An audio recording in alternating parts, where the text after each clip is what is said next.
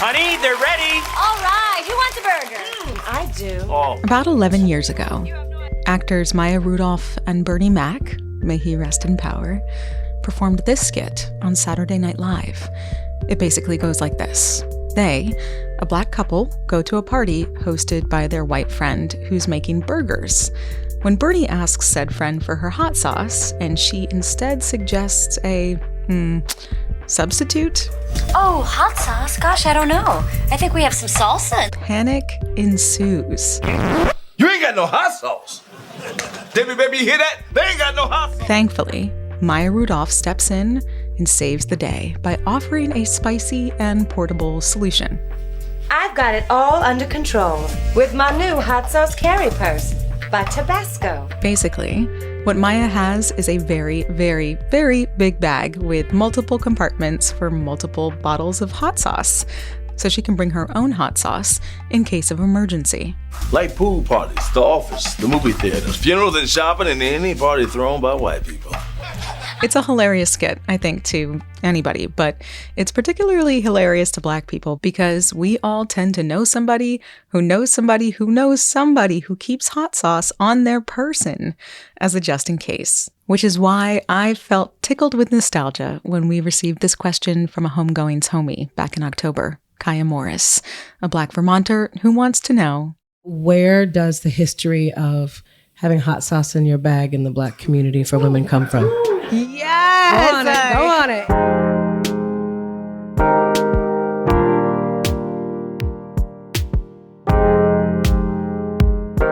This is Homegoings. I'm Myra Flynn, and welcome back, sort of. Nope, Season 3 hasn't launched yet, but if you've been following our wind down to Season 2 of the show, you know that we put a call out to you, homies, to send us your curiosities that we'll do our best to answer while we're between seasons. Today, a question about a spicy condiment that tends to travel with Black folks wherever we eat. I got one in my car. I got some at work. When I tell you it's everywhere, it's everywhere. This is a Homegoings Shorty. We're a proud member of the NPR network. Welcome home.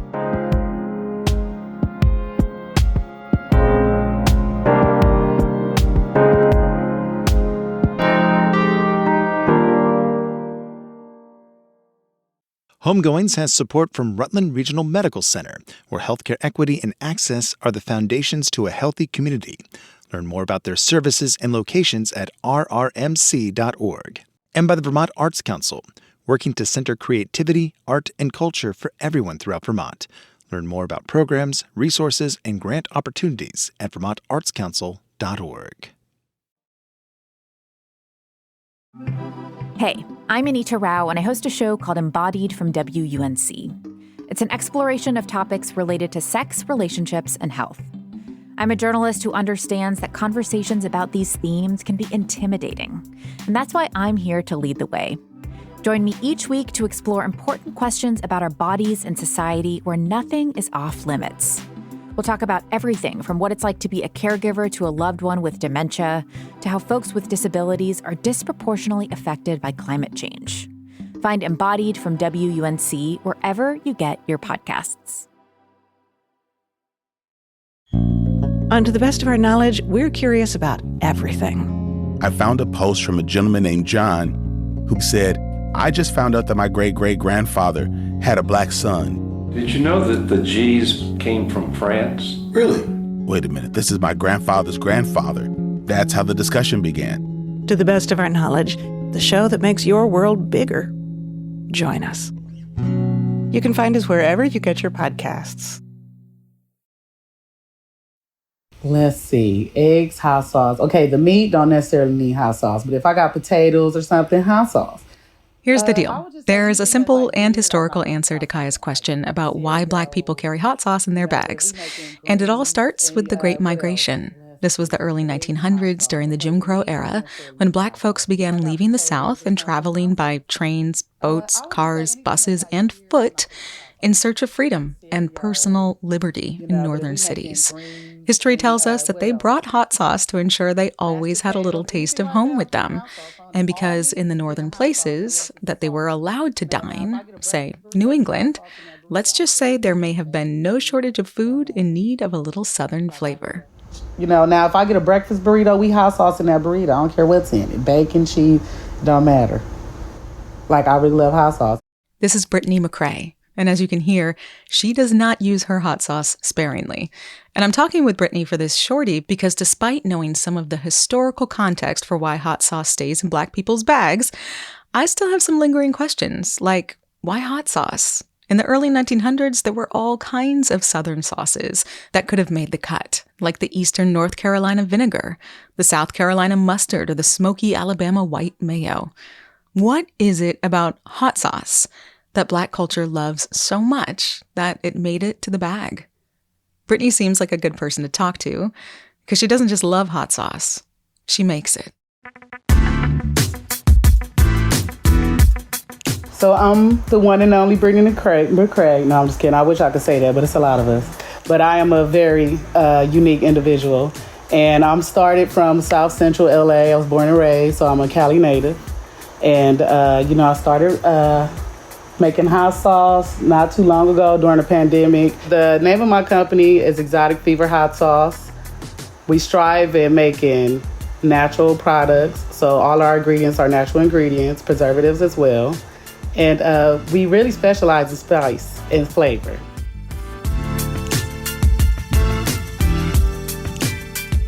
Everybody who knows me know I love hot sauce. I take it everywhere. Sometimes I'm a little embarrassing because I don't care. The bad part is when I leave it at the restaurant.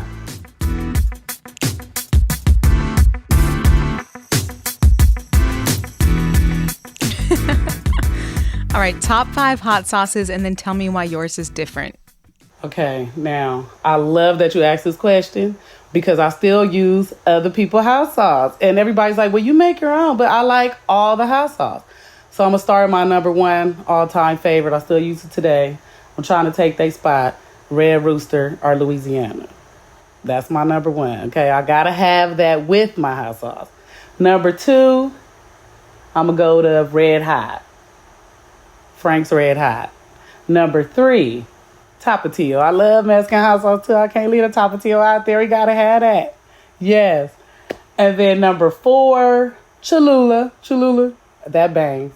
Number 5, I don't really like green hot sauce, but Tabasco green sauce. I don't like the red, but the green one is kicking. In my fridge, I just went in my fridge and I was like, what's right here? I had a little bit of the Tapatio left. What I love about Tapatio is that it's almost like you could have as a soup and a hot sauce. Like, right, it has like flavor and spice. I like to say I made a ghetto Tapatio, okay? We made a black Tapatio with my red sauce because it's similar, but it's a little more spicy and a lot more flavorful. When I heard Beyonce say, I got hot sauce in my bag swag, I got hot sauce in my bag swag. The only thing I could think of was my mother, who didn't keep it in her purse, but she kept it in her glove compartment of her car. Your face. Your face. I got one in my car. I got some at work. When I tell you it's everywhere, it's everywhere. I just in my girlfriend's car because if I'm not in my car, I still need it. And that's just in case I don't put it in my pocket because sometimes we be rushing, you forget. But my mom just always bought hot sauce. And I was the person she sent to the store to get the hot sauce. Like, if we made dinner and we didn't have hot sauce, somebody going to the store to get that hot sauce.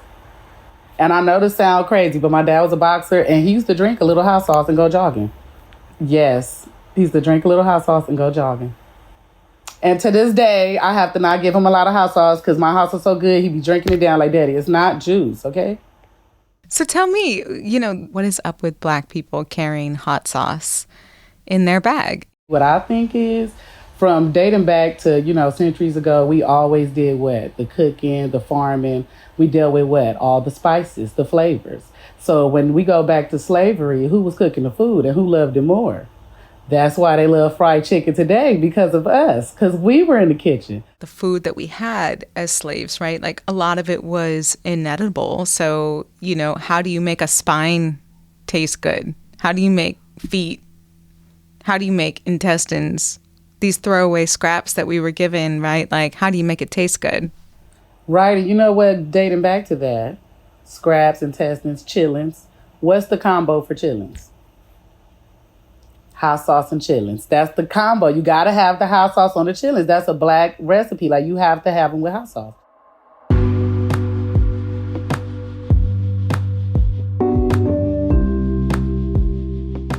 So, other kinds of food outside of black food. Is there a reason that you bring hot sauce? Like, for instance, is other food bland? Is it the ketchup of black culture? What's happening? Majority of people like a little spice. And like I said, even though the food may be good, you still want to add a little something on there, a little sour cream. You know how we are. I'm not like the black people a little extra. We a little extra. We need to add a little extra something to the food. You know, that's what makes it good, though. And then not even that, it's like your soul, like how we make soul food. We need a little flavor spice. It's the seasoning. And I think that when it comes to hot sauce, it's like an extra seasoning to us.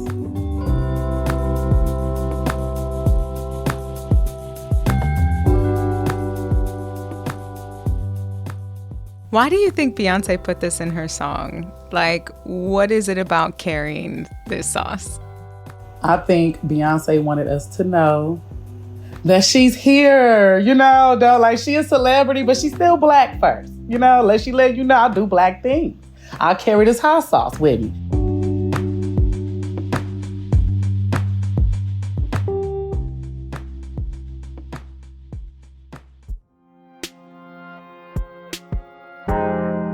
Brittney McCray, thank you for chatting with me in this Homegoings Shorty.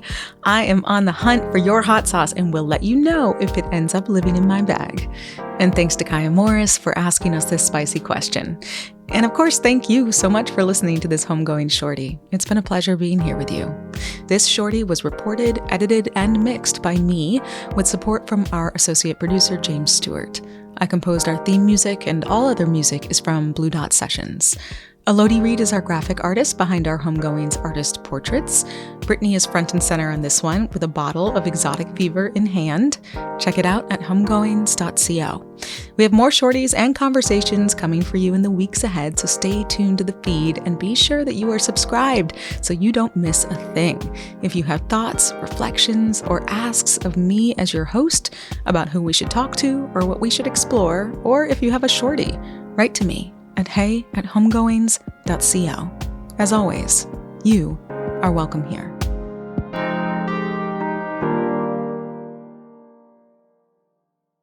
We could all use a little help navigating the news these days. The Consider This podcast wants to give you a hand. 6 days a week, we'll help you make sense of the day's biggest news story and what it means for you in less than 15 minutes. Listen now to the Consider This podcast from NPR.